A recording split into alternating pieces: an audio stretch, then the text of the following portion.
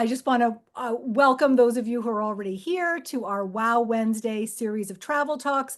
And let me take this moment to thank our sponsor, our Wow Wednesday sponsor, MedJet. MedJet is a travel emergency assistance membership. I've had a membership myself ever since my kids were little. If you should end up hospitalized far from home, MedJet will get you back home to the doctor you trust and the hospital near your family, which can save you many tens of thousands of dollars. MedJet offers crisis protection as well. If you feel that your safety and security may be threatened while you're traveling. And MedJet is also making this hour with you possible. So thank you to our sponsor, MedJet. I'm hoping that most people have now arrived and have entered our Zoom room here. So we'll get started. And welcome everybody. We're so glad you can join us. Today, we're going to be talking about secret spots in Europe, uh, off the radar locations and other smart choices to make this year. One smart choice that we were just talking about, our group here, is to go to places in low season or shoulder season. I was just in Portugal last week. Tourism to Portugal is booming this year. And yet, Tim, my husband and I, we had so many sites and villages and castles and landmarks all to ourselves. There were very few tourists anywhere. And of course, that was partly because it was low season until April 1st in Portugal. That's when the hotel prices go up and so do the tourists. But the other reason we had so many sites to ourselves is that we had a very carefully designed itinerary that incorporated a lot of spots that are off the typical tourist radar. That is what Wow List experts are so great at. And given the problem with over-tourism that Europe has had the past couple of years, and the crowds that can be there in that you can encounter in peak season, that's why it's just so important to include these off the beaten path locales in your itinerary. And it's why we've invited Europe experts from the Wow List to join us here today and share their latest intel and their off the beaten path recommendations to help you all maximize your trips. So I can't wait to introduce everybody. Let me start with Brooke Wilkinson, our executive editor at WendyPerrin.com. Brooke is right now, she is in Northern California, where she lives. Brooke has traveled to more than 50 countries, everything from backpacking solo across Asia to the most elaborate Wow List trips. And in fact, Brooke reminded me, I even gave her her first job. I hired her at Condé Nast Traveler magazine more than 2 decades ago. Anyway, Brooke, take it away. Thanks, Wendy. Hi, everyone. So glad to be sharing this hour with you all. If you're new to us, first of all, welcome. And just want to tell you a bit about WendyPerrin.com. We're a website that helps people plan trips in multiple ways, really. First of all, we're journalists. Wendy and I worked at Condé Nast Traveler magazine for many years. We continue to write articles about travel, but we're also kind of travel matchmakers. We connect travelers with experts who plan private, custom-tailored trips, like the other folks you're seeing on our screen right now. These are all planners on our Wow list of trusted travel experts. And you'll find that list on our website. If you go to the menu bar at the top of the website, you can click on the Wow list. And we have destination experts all around the world. And when you go through our website to contact one of them, we'll guide you through our Wow approach to travel planning, which is designed to avoid common pitfalls and get you the best trip possible. We also have a personalized trip recommendation option. It's called Ask Wendy. You'll find that in the nav bar on the website as well. If you're not sure where you want to go or need help figuring out the right person to plan the trip for you, write to Ask Wendy and we can help. Tonight, just a few housekeeping details before we get started. Make sure to open up the Q&A box in Zoom. Type any questions you have in there, and we'll try to get to as many of them as possible in the next hour. If we don't get to your question, email it to questions@WendyPerrin.com, and we'll answer you there. And also watch that Q&A box. We have some team members behind the scenes, Christine and Flory, who will be dropping in links, useful links to articles and such in there. And Wendy, back to you. Great. Thank you, Brooke. So today we also have these experts you see before you from the WOW list, and I just want to introduce all of them quickly, and then we're going to go back to each one. First, I want to introduce Maria Landers and Brian Dorr. They may be separated on your screen, but they are together. They are the founders of CIU Travel, which I remember as Concierge in Umbria from way back when, but then they expanded.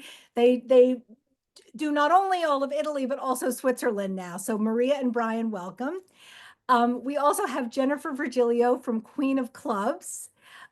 Jennifer is coming to us from London, and we're very lucky that she was willing to stay up late to talk to us. We have Ivan, I'm going to mispronounce his last name, Ricoy, Ivan Ricoy, who is with us. His company is Genuine Andalusia. He is in Spain, and he's an expert in Spain and as well as the Spain's islands in the Mediterranean and beyond and into Portugal as well. We have Gwen Kozlowski, who, I mean, what don't you specialize in, Gwen? Gwen from Exeter International, who is the expert on Austria, the Czech Republic, Germany, Hungary, Poland, Croatia. The list goes on in Central and Eastern Europe. And we also have, coming from Copenhagen, Mads Christensen, who is our Nordic Europe specialist on the WOW list. And we can't wait to hear what he has to say about his destinations, which are Denmark, Iceland, Scandinavia, and beyond in Nordic Europe. Okay, so I really would love to get started with Maria and Brian because Italy is the most popular country in Europe. It seems to be every year, but this year in particular, it's a Jubilee year, which means that there are 30 million or so pilgrims from around the world traveling to Italy. And so I think this has led a lot of travelers to think, oh, maybe Italy is going to be crowded this year. But tell us what you see happening. I'll go first. We just got back from Italy and we spent several days in Rome. And I actually had this sense before that this was not going to be a big thing for our travelers. And like we had a little meeting before, and Jennifer, who works in France, was saying that last year for the Olympics, hardly anyone came to Paris because all the people said, don't come, it's going to be crowded at the Olympics. I think the same thing happened this year with Italy. It's much less crowded than in the last 2 years when we saw a big boom in tourism after COVID. We were in Rome and all the Romans were saying, where are the tourists? Where is everybody? They were kind of happy because, they could conduct their lives more normally. But we saw that there were, while the hotels, were well booked. I spoke to a lot of hotel managers when we were doing our visits to hotels, and a lot of them said, they're doing fine, but it is not the boom that they were told to expect this year because of the Jubilee. And I think a lot of it is because travelers read and hear these stories about overcrowding and we won't go there, it's going to be crowded. And it has actually worked. And so if you haven't made plans yet and you want to go to Italy, now's the time. Yeah, and I'll just say that the two places that I did notice that there were people, a lot of people, were the airport, obviously, and around the Vatican. You'll see groups of young people who have come to visit Rome for, whether they're youth groups or whatever, prayer trips, doing their pilgrimages. The airport was very crowded. Fiumicino was very crowded when we left. Our flight actually had 100 Italian students coming to America on it. High school students. So of course that makes check-in a little more chaotic than you probably would like. But as far as like getting a dinner reservation or staying in a nice hotel, I even walked up to the Trevi Fountain in the morning and took pictures. I'm not sure that their mitigation techniques are actually keeping the crowds at bay. I think they actually create kind of a bottleneck of people trying to get through this line to get down to the front when you can just stand in the back and take a nice picture. So I don't really see that this is going to be that much of an issue this year. And especially because Italy's a huge country and Rome is just Rome. There's a lot of places to visit, which we'll get to later. If I could just add in there, there's this myth that the Jubilee is happening all year long, but there's actually a Jubilee calendar of certain dates that are more important, that are the dates that maybe you could avoid the Vatican and not going on those days to St. Peter's Square or Vatican. But there are a lot of dates where there aren't actually Jubilee festivities taking place. So that's another thing to keep in mind. Yeah, in fact, most dates. So it's not Yeah, even, you know, exactly. there are far fewer occasions than there are, you know, free days. So it's just not something I've even worried about so far this year in planning trips for our travelers. And I will say that our first trip to Italy was 25 years ago, when we first fell in love with the place during the first Jubilee. And I can say that we didn't notice a difference. Yeah. And there probably won't be a difference. We did receive presents from a university in Italy. We received Jubilee coins, which we still have. So I forgot about that. So, well, also the pilgrims who are coming to the Vatican and really religious sites, I think they're not necessarily doing a whole tour of Italy at the same time, right? Right. They're going to the religious No. sites and then they're leaving. They're going back to their Yeah, home many are country. coming, many are European, coming on bus trips, and they're not staying in the same hotels as our travelers are staying in. They're not eating the same restaurants. They have a, you know, a planned menu or set program from their tour group of what they're doing, and it's just not, it doesn't intersect, I think, with a lot of the kind of you know, English speaking tourists that are coming. Right. They're not necessarily going to hill towns in Tuscany or Right, not at in all. Sicily or right. Yeah. So speaking of hill towns in Tuscany and elsewhere around, tell us about some of your favorite off the beaten path locations. Now, I'm not going to make you name that. So Maria and Brian live in this such a charming town in the middle of Umbria, and I know you don't want anybody to know where it is. I'm not going to spill the beans, but tell us, what are some of your favorite off the beaten path places? Well, as Wendy said, we live in a great town in Umbria. And Umbria, you know, when we first started our business over 20 years ago, there was a Condé Nast Traveler cover that said Umbria, the next destination or the next big thing. And we always laugh because every few years something comes out that says Umbria, the next big thing. And Umbria will never be the big thing because it's just too laid back and low key, and the people there are not like Tuscans. They're not going to, oh, people are coming, we need to make fancy hotels, we need to make elaborate restaurants. Very little changes. The downside of it is that there aren't, like, you know, a number of luxury hotels as there are in Tuscany, but it's a more authentic experience. You can visit a number of little towns. You can have a base in a little hill town called Montefalco, which is the center of the winemaking region, and it's tiny, and it's lovely to have that experience of living in a little Italian village. And you can visit other villages from there, go truffle hunting, visit museums with world-class Renaissance art, see beautiful hill towns. It's, you know, it has a very rich history. So that it's a great region. Tuscany also has a number of lovely hill towns, you know, and these geographic demarcations are a little bit artificial because some southern Tuscany is really more like Umbria and northern Umbria is a little bit like Tuscany, but, you know, they kind of blur a little bit. But those are some great places. And then, Brian, do you want to talk about more northern places? Yeah, I mean, the place that's got me going crazy lately, because I've been visiting it a lot, is Parma. Parma is in the center of the country. It's north of Bologna, south of Milan. It's the home of Parmigiano Reggiano and Prosciutto di Parma. It's got a great food tradition. It has a wonderful countryside around it, like lots of cool little castles. It has this kind of royal history with Napoleon's wife, ex-wife, actually his second wife, Maria Luigia. She was given the Duchy of Parma when he was exiled, I believe, to St. Helena. But so she basically built a kind of Versailles-style palace in Colorno, which now has beautiful gardens. There are all these little, because it was a small duchy, it was an independent kind of nation. It had all these little castles and families that built castles. They have this incredible food scene, and they have Giuseppe Verdi, who's one of my favorite composers of all time. He's a big part of my life, and I just absolutely love going there. It has a cool theater, a really vibrant town, and it's a lot like Foligno. You can ride around on your bike. I said the secret name of where I live. So anyway, it's a lot like where we live in Umbria. It's beautiful. You can go on your bike, and you can you just eat like a king. And there's tons of culture. So I would say Parma.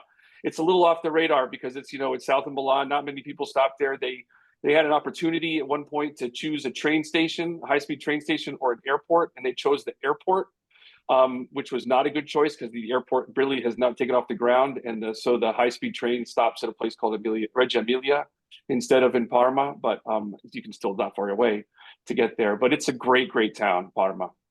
And it's also close to other towns that have become famous for food like Modena, Bologna. You can visit that whole region. And Modena also has Ferrari and Lamborghini. So there's a little bit of something for everybody. And if you want to combine a little bit of, Italy with a little bit of Switzerland, what would you recommend as some place really kind of off the radar and special in Switzerland that you could easily combine? Right. The Italian part of Switzerland, the northern part of Lago Maggiore, Ascona, and why am I blanking on the name? But that part, Locarno, the southern part, Ticino, is absolutely gorgeous. Not very visited. It has beautiful mountains. The southern part of basically the Swiss Alps, the Gotthard Massif, and it is absolutely gorgeous for hiking. And they have their own kind of flour they make there called farina bona, which is made from cornmeal. And they have all these different recipes you can do. You can visit a mill. You can go trekking with llamas. You can go mountain biking. There's tons of natural things to do, and it is not part of the the regular Swiss track because it's south of the southern edge of the Alps, and it's very, very beautiful. Great. And it has, the towns are beautiful too. And they kind of, the people that live in this region are Swiss, but speak Italian as their first language. And they make jokes that they have like the beauty and the cuisine of Italy with the efficiency of Switzerland. Perfect. Well, Jennifer, let's move on to you because I know a lot of people. So tell us a little bit about the situation in France, because as Maria was saying, and as you were saying a little earlier, I think, there was people thought France was going to be so crowded last year. What's going on? No, last year with the Olympics, it was a flat year, I would say. It was still a busy year, but in the high season period from May through, July, in the lead up to the Olympics, it was really empty. And of course, there was a lot of construction, there was a lot of traffic. So even if you were a visitor in Paris during that time, you were affected by the traffic and the congestion, but at the same time, it didn't have nearly as many tourists as it usually does at that time of year because people were avoiding it last year, waiting for the Olympics to finish, and now the boom has really started. I would say a majority of our business for the year ahead is France, for sure. And so if somebody does want to try to escape the tourist crowds and go to someplace off the radar in France, where would you recommend? I mean, in Paris, of course, there's always ways to avoid where you can. And I'm also, telling people to maybe come right around Labor Day in the last week of August into the first 2-3 weeks of September is a great time to come because the Parisians are just starting their reentry back from vacation. And a lot of Americans are back to school or back to life, and there's not as many travelers. So I think that's a really nice little niche, good weather period to visit Paris if Paris is still a must. But I would say, we're getting we're seeing a lot of people that are going to like Lake Annecy. They're going to Lyon, to the gastronomic capital of France. So I wouldn't say it's like over touristic, but I would say, people are starting to venture to other parts of France. Burgundy, there's some new hotels opening. So combining Lyon and the lakes and Burgundy region, and then even going down into Provence, you can always find a place to hide down in Provence, and then going into the Occitanie region where Toulouse and the beaches and the wine regions over there. That's a really nice bit of France that you could find less tourist. And then I would say also we're seeing a lot of the French and Spanish Basque. So, doing, but not, again, it's not super touristic. It's still not big numbers, but I think that's a really nice combination trip from San Sebastian, Bilbao into Biarritz, and then going along the coast to Cap Ferret and Arcachon, and doing a little bit of a laid back type trip around that coast of France. Or even into the Dordogne and the Lascaux caves and the foie gras, and then going summertime in Brittany is amazing. So there's a lot of options in France. It doesn't always just have to be the usual. Awesome. And what would you suggest for the UK? The UK, we're starting to see people become more adventurous, and it's not just London, which is great. A lot of our business is also based around events, around sports or concerts and festivals and things like that. So now with the soccer matches and concerts, Manchester is becoming a bit more popular. So a lot of people are going up there. They're combining that with the Lake District, with Wales, or maybe going into Scotland. So we're doing a lot more of itineraries and really, more scope in the north part of the UK. And then also the southern, the southwestern part where there's Devon and Cornwall, which are absolutely beautiful. And we're getting A lot of people want Cornwall this a year. lot of people on Cornwall this year. We've booked a few people already in off-season periods too, April, May. Actually, we have one of your readers coming now in March. They rent an apartment in London for a month, and they're going to Cornwall for a couple of days. So it's definitely right now, actually, like next week. So Cornwall it's absolutely breathtaking. It is so beautiful. You can take the train from Paddington, a couple of hours to Cornwall, the views of Devon and the coast, and it's really nice. And there's a lot to see there. There's a lot. And then also another place that I love so much is only an hour and a half outside of London is Kent and Sussex, and going into that part of the countryside. You have the Glyndebourne Opera House there. You've got Hever Castle. And there's just so much to see. There's now Taittinger Champagne just bought a vineyard there, so they're making sparkling wines. So there's a lot to explore outside of the usual. Mhm. And so, can you just tell us also briefly about the Netherlands? Because Amsterdam is so popular year after year. And I mean, that's a place where you really can see a lot of over tourism, and especially during tulip season in the spring, which is coming up next month. I think because Amsterdam is such a hub for river cruises, it's just like, it's always very crowded. And I'm just wondering, can you recommend some little off the beaten path places in the Netherlands, or a way of doing Amsterdam that's not so crowded? I mean, the crowded places are going to be crowded, and having the best guide that can navigate that is always the best way possible, or going early in the morning and just trying to, have it all set up properly for you. But yeah, there are a lot of day trips out of the city that you can do, and there are a lot of things in the city that you can do that are in more off the beaten path locations. Like we have this food tour that is not just about the cheeses and stuff, but it's a bit more unique and international type food in a different neighborhood of Amsterdam. So it's like hitting on like Turkish and Pakistani food and all, so it's really giving you a more international feel. And then of course there's boat trips and bike trips and things that you can do like that are very special. But again, I would say, putting together an itinerary, knowing the days of the week, knowing the times of day, trying to put the clients in the Anne Frank house at the right time of day, is important on the right day of the week, and then bringing them outside the city to the windmills or to some beautiful little smaller towns that they wouldn't be able to find or even consider to visit on their own. We had one of your readers in September do a week-long trip with us to the Netherlands, and her words were, it was tremendous. It was the perfect balance, and it was a peak period in September. It was a really nice time of year. I know, it's like September. People think that people think it's not peak season to go in May or September, and that's so out of date. I mean, that is Oh, now, yeah. it is still, it is now peak basically from like late April through early October or even beyond in Europe now. Anyway, thank you, Jennifer. Let's move on to Ivan Ricoy, who is, thank you for staying up past midnight in Spain. We really appreciate it.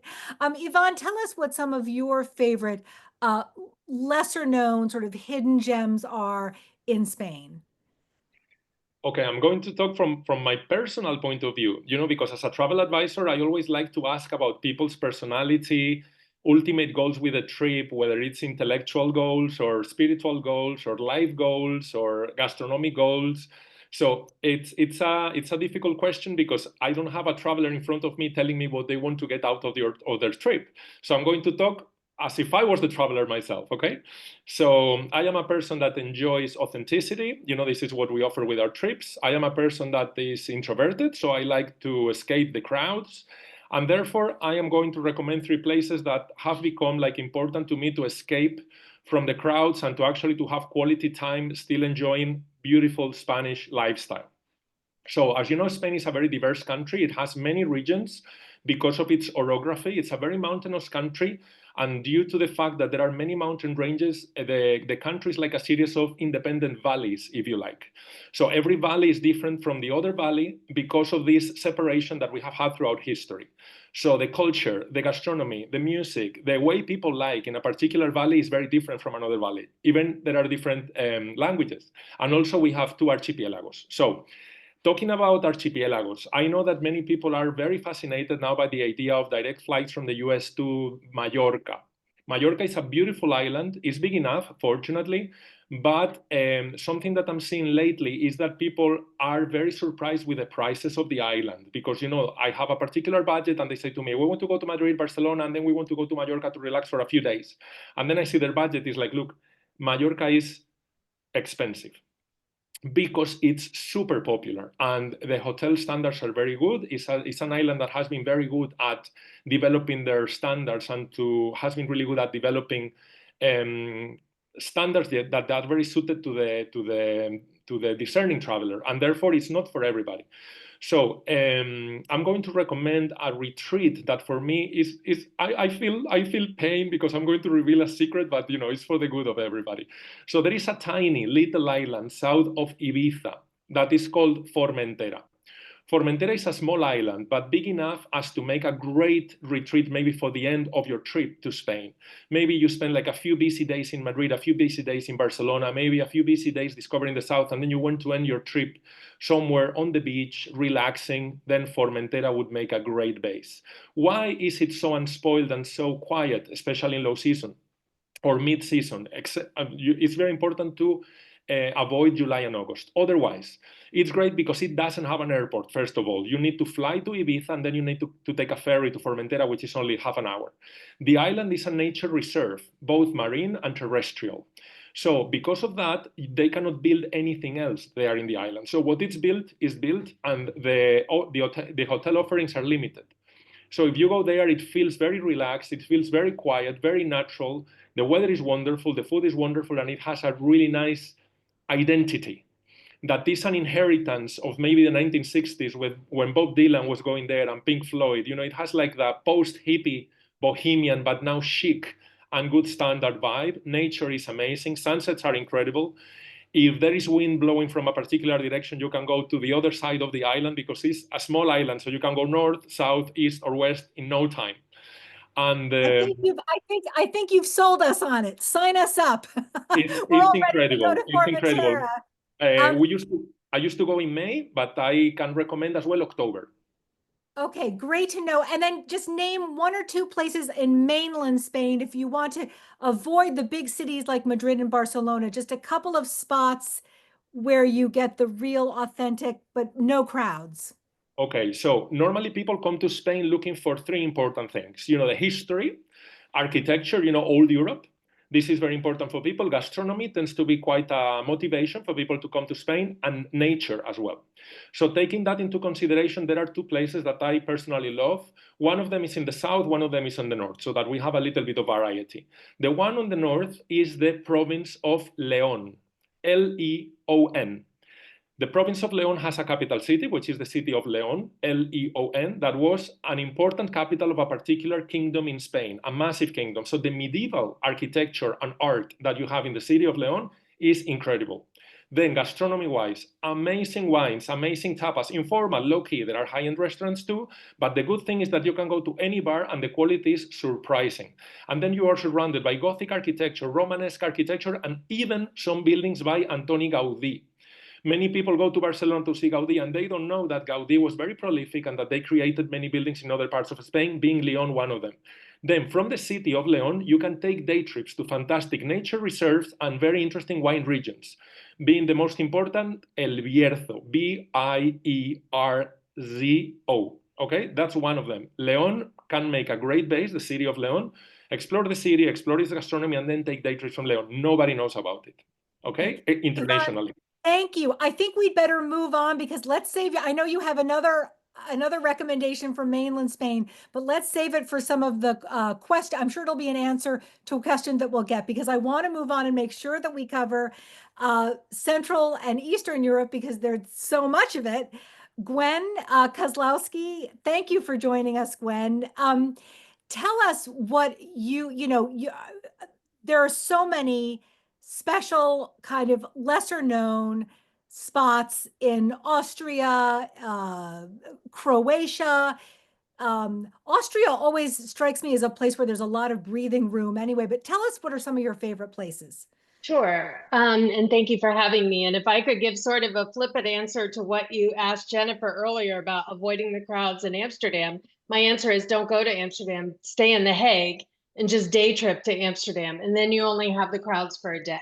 But anyway, Austria, I feel like it does have a lot of breathing room. And even at its most crowded in some of the cities, like Vienna over Christmas or Salzburg during the Salzburg Music Festival, those are just little blips in what is oftentimes a bigger itinerary. So it's, maybe crowd centric for a small part, but then you're back either in nature or in a wide open city where you can avoid the crowds.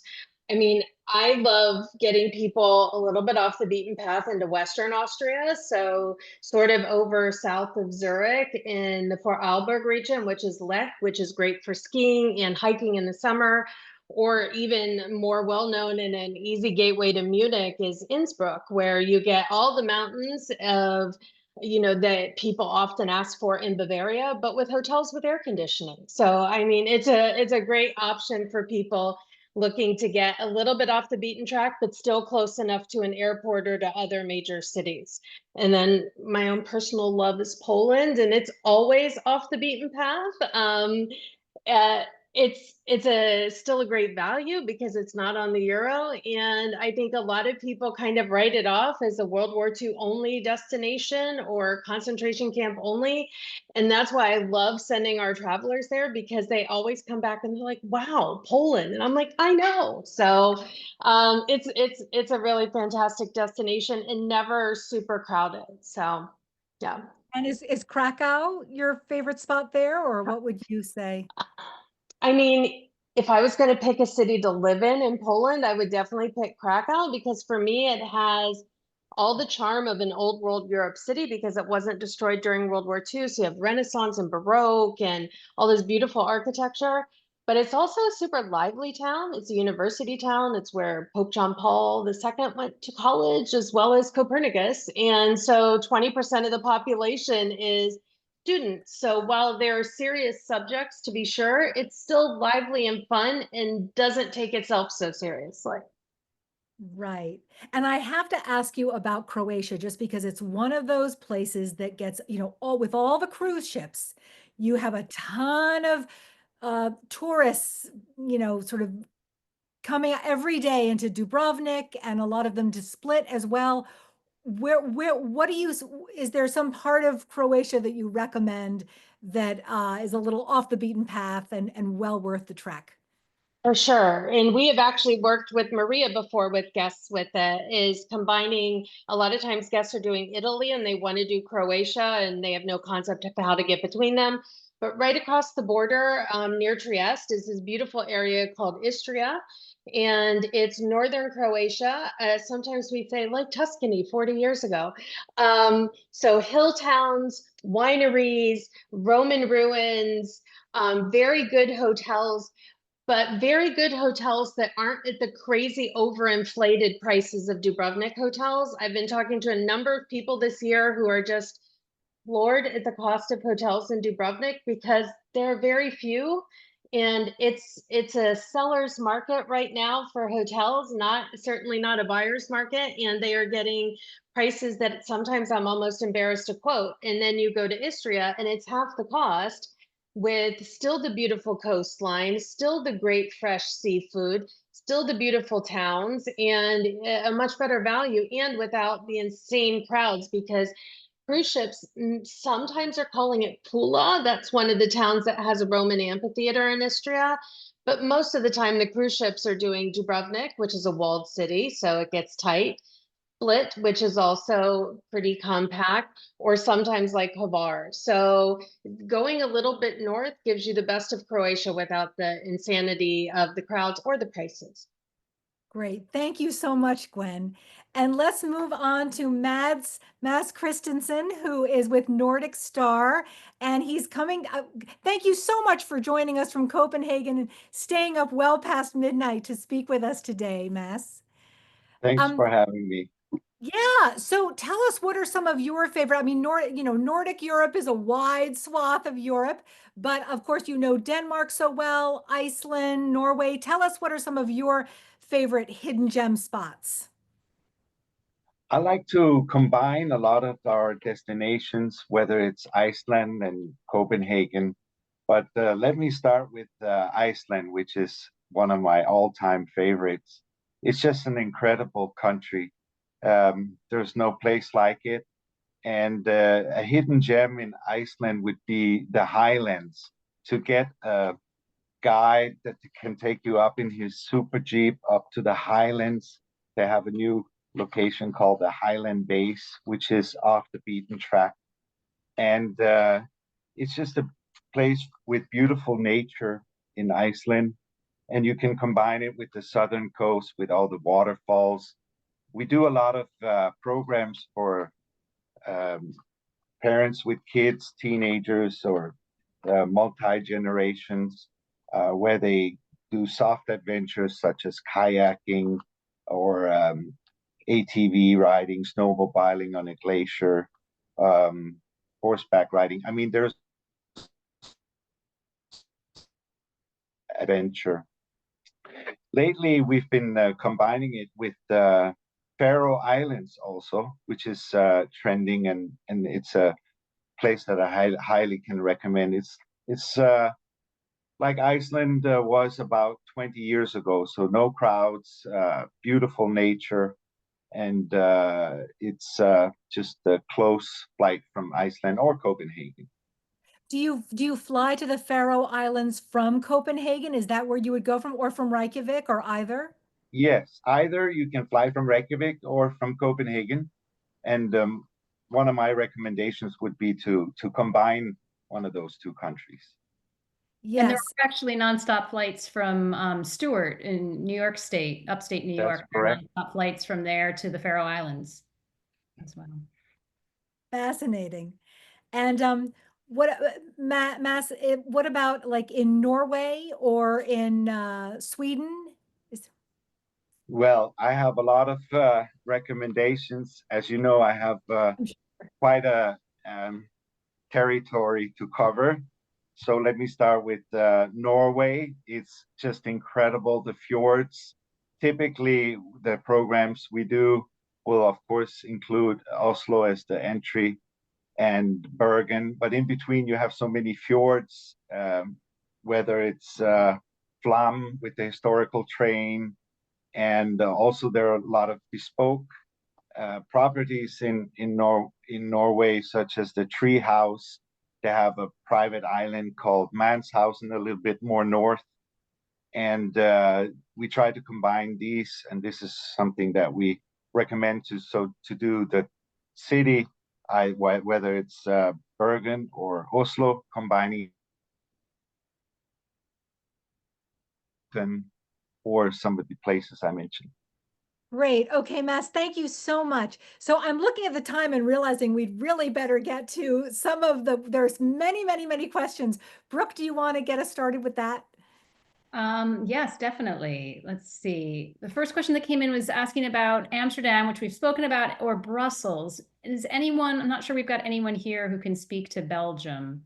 But if you write, Pamela, if you write into questions at WendyPerrin.com, we'd be happy to connect you with a Belgium specialist and get you more info about that. Abby says, going to Portugal in April, looking for non-touristy restaurants. Will we need reservations prior? Yvonne, can you talk about that? Oh, can you I think you're on mute. Sorry, Brooke, I lost you for a moment. There was like a gap in my reception. Oh, okay. So Abby is asking about Portugal in April. Will she need reservations to get into restaurants? And if you have any recommendations for non-touristy restaurants, just one or two. Wow, Portugal is a big, big country, you know, but if there is a restaurant that is not touristy, because I think she mentioned, I read that question, she mentioned not touristy. Yeah. And also jazz, local jazz, if there's. Exactly. So for non-touristy restaurants, I like a restaurant that is called Casa Maria, that is in the part of the Alentejo that is almost at the border with Spain. You know, there is a river that is the actual frontier. So a little bit like middle part of the Alentejo, there is Casa Maria. Actually, it's run by Maria, and Maria is wonderful. The food is not only incredible, but also the atmosphere. So there is a lot of people coming, some hunters that maybe came back from hunting, and then the atmosphere is truly rural Portuguese. The food is amazing, very low-key, and you don't need a reservation. If you wanted to go to restaurants in Lisbon and Porto, I would definitely recommend to place a reservation first, if you have like a particular restaurant in mind. Great. Thank you, Yvonne. Paula asked, what about travel to Albania? I did visit Albania last year, and I would say there's a lot of potential there. The infrastructure isn't quite ready for travelers for a wow caliber trip. You know, I think the most beautiful places are far from the capital, so you'd be prepared for, you know, quite a bit of ground transportation once you get there. But if you want a destination that's off the beaten path and you're willing to be a bit of a pioneer, there is wonderful potential, both in terms of beautiful mountain ranges, and mountain scenery and hiking, and also gorgeous, spectacular beaches down toward the border with Greece. So those are my thoughts on Albania. Paul asks, my wife turned 60 this month. Is it possible to plan a trip into Umbria this year? I think probably that's for Maria and Brian. Would one of you like to? Yeah. I can take that over, and I can also explain what he means by he saw me with Donati. Donati is a menswear store in Perugia that has a very popular Instagram channel. And I did a video on Instagram this month with him, so maybe he saw me there. I'm not sure. But yeah, this is a perfect time to come to Umbria. I mean, this is a great summer. Like Maria said, it's been up and coming for about 25 years, and it's continued to be up and coming. They have fixed events every year, whether it be the Race of the Candles in Gubbio on the 15th of May. Our town throws something called the Giostra della Quintana every June and every August. There are, you know, there's Montefalco that Maria mentioned, the little town that is the wine region. They have a whole month of festival events in August.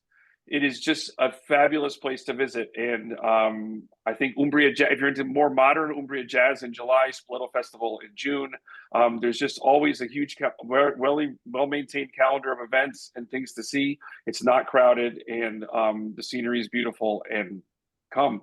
I'm happy to plan a trip for you too. It's not a. And don't forget Perugia, which is where Donati's shop is. Yes, don't forget stopping in Donati's shop in Perugia. Perugia, I mean, this is one of the most incredible. He used somebody who, during COVID, he recreated himself as an Instagram star. He didn't even know how to use a computer. before COVID, and then made himself into this humongous menswear Instagram star. And he's been, definitely a place to visit if you're in Perugia. And if you're wondering how to contact one of the people you're seeing on your screen, my colleague Christine put links in the Q&A box to each of their trip questionnaires. So you can use that to connect with all of these experts after our Zoom. Mads, I think you're back. I think we lost you for a minute, but now that you're back, we have a question from Thomas about Norway. Are there good options for using the train out of Oslo to reach Trondheim? Names a couple different places as an alternative to renting a car, and how easy is it to use the train to reach out of the way towns and scenic sites? So tell us about trains versus cars in Norway. Yes. So a good way to visit the fjords is by train and fjord cruises. You don't need to rent a car, actually. From Oslo, you can take the regular train to Myrdal, a very comfortable train. Usually we do the plus class seatings. And once you get to Myrdal, you can change to historical train that will take you to Flum. It's a 50-minute train ride. Flum is just at the foot of the beautiful Sognefjorden. And from here, you can easily reach various places in the fjords. I know Thomas was asking about Balestrand. There's a express ferry from Flum taking you to Balestrand. And you can stay in Balestrand a couple of nights at the beautiful Kviknes Hotel, which is a historical hotel. And from there, you can also take a ferry from Balestrand to Bergen. So there's various ways of combining the logistics. You can also, from Flum, go to Gudvangen onto Hardanger Fjord. I know one of your readers was asking about Briksdal Glacier. If you could reach that by train, that would have to be a separate tour. Mm-hmm. But trains are often a great element of a Norway trip to see how locals get around. Mary Jo asks, maybe Maria and Brian, you can take this one. Traveling to Venice with first-time visitors who will see all the usual spots. What's off the beaten path for the rest of our group to visit? Well, there is a lot to see in Venice and around Venice. So I would say in Venice, you can visit the different Venetian islands. So Venice is really composed of several islands. You could visit some of those lesser visited islands. I mean, everyone knows about Murano, where glass is made, but there's Burano, Torcello, which is the first settled Venetian island. You can also do day trips or spend a night or two right outside of Venice in Oslo, which is a beautiful little town about an hour from Venice. And it has a great history. You can visit nearby Palladian mansions in the Veneto area, where there are a lot of these Palladian mansions.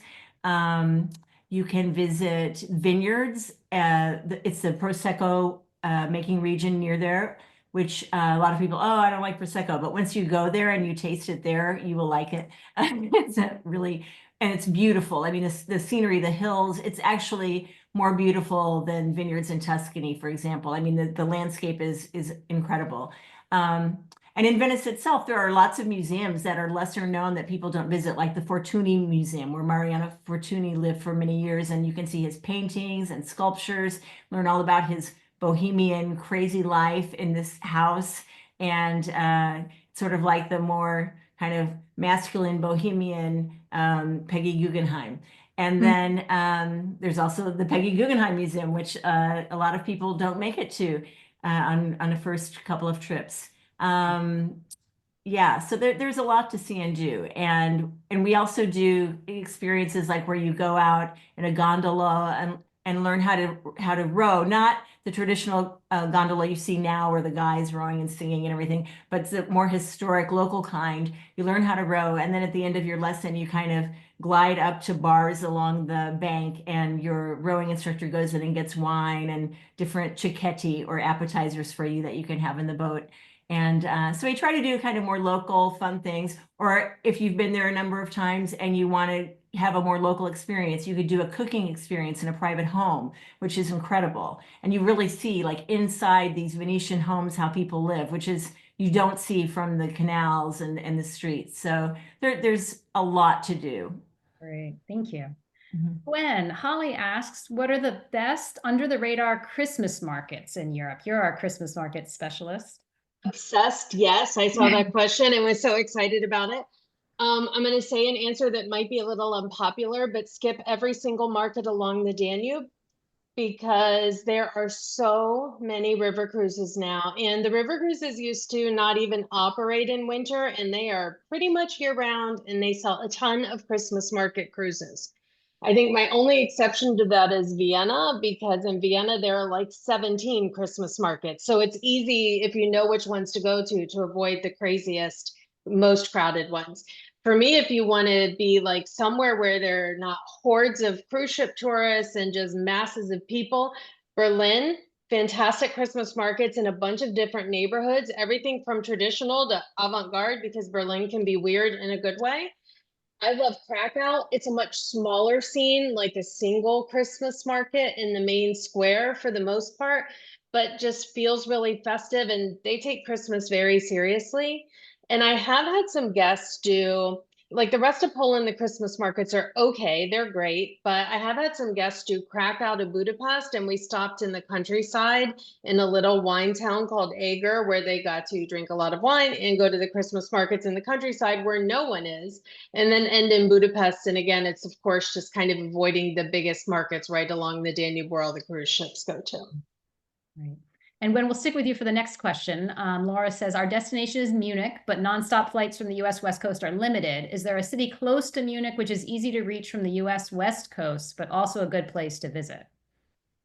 So if they want a nonstop flight from the West Coast, I know Austrian now has flights to Vienna, and you can combine Vienna and Munich in one airline ticket because Lufthansa and Austrian are sisters, and they combine into one ticket, and you could do into Munich out of Vienna or into Vienna out of Munich and make a whole route through southern Germany and Austria. I'm not sure if Switzerland, if Zurich has a nonstop from LA, but if you can even just get to Frankfurt, all of Germany is connected very well by train, and it's very easy once you get to a big hub like Frankfurt or Munich to forget about taking other little flights and get to your next place by train. Especially, honestly, the Frankfurt airport has better train connections to other cities than Munich, because the train station right in the airport in Frankfurt, I've landed in Frankfurt and immediately gotten on a train to Nuremberg. If you land in Munich and, for instance, you want to go to Salzburg, first you have to take the train to the Munich city center. Then you have to change trains, then go. So Frankfurt works. It's just further north. Benita says, highly recommend Slovenia for an out of this world, off the beaten path experience. Benita, I totally agree with you. And I think Wendy, we're both fans of Slovenia. Absolutely. Slovenia is a great option if you want off the beaten path beauty and fun. Yeah. Anne asks, are there many hotels or boutique hotels in Annecy? Jennifer? There's a Annecy is few, in there France. are a few. Gosh, we just booked one for clients. It's not right there on the lake. Let me, the one that we're doing. It's right on the Swiss border, is that right? In France, close to Mhm. close to Yeah, Switzerland. we have, we're booking right now. I think it's the Abbaye de Telloir for clients. And then there's the Imperial Palace. But I think it's the Abbaye de Leroy. I have to check this one. I think it's the Relais Chateau. If it is, that's the one that we're booking for people. It's not right on the lake, not right in the town, but close enough. So it's a bit off the beaten path, and that was the reason why it was chosen, actually. Let me just check if that was the one. I'm pretty sure. Feel free to jump back in if you find the name. Yeah. Maureen and Brian. Maureen asks, how many days does one need to see Naples excluding Pompeii? How long would you spend in Naples? A lifetime. I absolutely love Naples. It's a really gritty city, but it's beautiful. It has like incredible energy. And if you want to avoid the crowds, I would say you can't go there at all. because even without tourists, it is one of the most crowded places. It's just a lot of people everywhere. But I'd say a couple days, at least a couple nights, give you a chance to see the fabulous museums that they have there. And Pompeii is very easy to go to from Naples, so it's not like it would take up half a day of your Naples adventure, as that's pretty very close. So and also there's stuff to see that's really related to Pompeii in Naples, like the whatever it's the archaeological museum, and God, I'm just blanking on the other place. Well, there's the archaeological museum where a lot of the original artifacts from Pompeii are stored. So sometimes when you're walking around Pompeii, you'll see like the cast of somebody on the ground, and that's a copy because they can't be out in the elements anymore. So it's good to go to the museum with a guide because there's not a lot of signage. So I would say like Naples, you could easily have a comfortable stay, not too long, not too short, in like 4 nights. Another place is Caserta, which is right outside of Naples, and there is a sort of like the Versailles of Naples there, which is called Reggi di Caserta. Reggi di Caserta, and it's a huge palace, some of which wasn't finished, some of which is very ornate, and it's just interesting to see this crazy Neapolitan history and all the things that went on there. So I would say, I mean, sometimes people only spend a couple of nights because they're going to the Amalfi Coast or in between Rome or something. But if you really want to get into Naples, I would say at least 4 nights. Yvonne, how far in advance? Apparently there's a total eclipse coming to your part of Spain, southern Spain. How far in advance does a traveler need to start booking if that's happening August 2nd, 2027? I would say that as early as possible. I mean, without going too crazy, you don't need to plan like a year in advance. But, I think less than 3 months can be tricky, and it may compromise the availability of certain things. So, yeah, lately I see people like postponing a lot their travel planning, especially for Easter. It's like, wow, you should have planned this a little bit earlier. So I think that less than 3 months is to avoid. For sure. And maybe with a popular event like that, maybe a year would be smart to start planning. Yeah, as early as possible, but yeah. Jennifer, Sherry writes, I'm looking for farm visits in southern France, similar to agriturismo properties. Is there such a thing? Kind of. They're not quite like an agriturismo that you find in Italy, but I mean, obviously there's a lot of Relais Chateau properties in very obscure places throughout France. But there are a few more like smaller hotels popping up more and more in newer areas that are very much about the food, besides the Relais Chateau brand, which is also very much about the gastronomy. So not quite an agriturismo, but we're finding little places popping up more and more. Gwen, we got a question submitted before this evening about the Baltic countries. We haven't touched on those, so I just wondered if you could give us a minute or less about what you think about the Baltic countries. Sure. Is there a specific question? The listener said, do you recommend the Baltic countries this year? Sure. The Baltic countries are great. They are definitely off the beaten path for many tourists. And other than sometimes getting busy in like Tallinn with cruise ship visits in the summer, it's pretty uncrowded, and they stay like really, they all have a real local feel, and each of the countries is different. I think what people have to get their heads around when they're doing all 3 Baltics is the way to get between the countries is driving. And whether you pick up a rental car and you self-drive, and then we recommend stops in the countryside, or you have a driver, there just isn't a train route yet. I keep hearing rumors of one, but I'm 20 some years into this and no train route.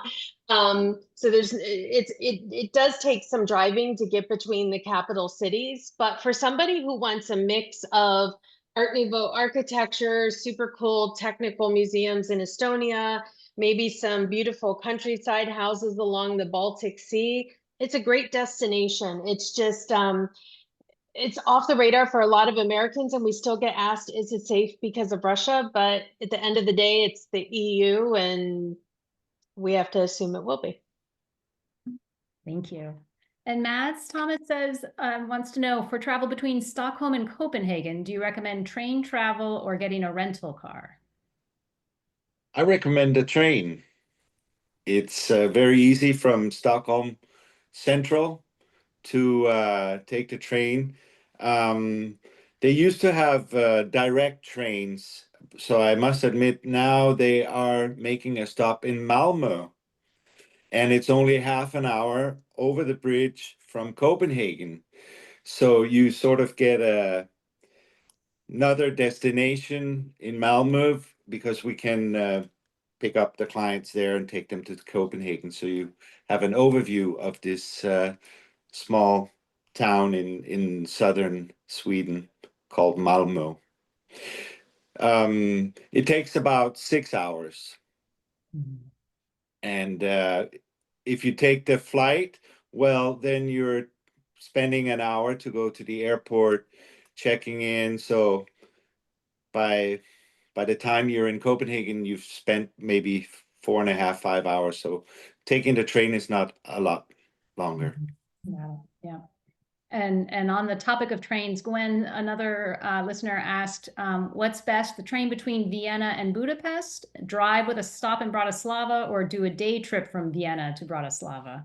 Okay, is anybody from Bratislava or Slovakian tourism on this phone call? Because if not, listen, I don't want to knock Bratislava. It is very low key. It's very quiet and small, but it just depends if you have time. I sometimes have guests who are country collectors, and if so, okay. I prefer to take the train between Vienna and Budapest, or if we're driving people, we don't drive them via Bratislava usually. We drive them through this area called Burgenland, which is south of Vienna and has some really interesting winemakers, or where Haydn lived in Eisenstadt. But Bratislava, if somebody really wants it, I recommend it's a day trip from Vienna, because a surprising number of people do want to do something on the Danube if they're land-based people.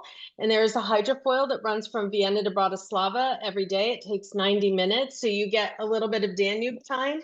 You can then spend a few hours in Bratislava, have a nice lunch at a much lower cost than Vienna, and then take the commuter train back, which is only 50 minutes. So if you have enough time to make a day trip, I do it as a day trip rather than as a stop on the route. Awesome. But it's quiet. Cheap beer, but quiet. Well, I think we're past the hour mark. But if anyone has any questions we haven't gotten to, please write into questions@WendyPerrin.com. We'll answer them there. Yes, we'll absolutely do our best to answer them if you write to us there. And I just want to thank thank you, panelists, so much for joining us, especially those of you in Europe right now who've stayed up till 1 a.m. We really appreciate it. So again, it's Maria Landers and Brian Dorr from CIU Travel, Ivan Ricoy from Genuine Andalusia in Spain, Gwen Kozlowski from Exeter International, Jennifer Virgilio from Queen of Clubs, and Maz Christensen from Nordic Star. Thank you so much for joining us. And thank you so much to our audience and our readers and viewers for spending time with us tonight. This Zoom recording is going to be included in our Sunday newsletter.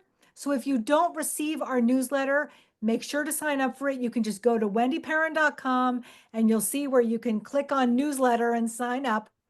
And again, if you have a question that did not get answered tonight, we're always at questions@WendyPerrin.com. Thank you so much for joining us, everybody. Good night. Thank you. Happy travels.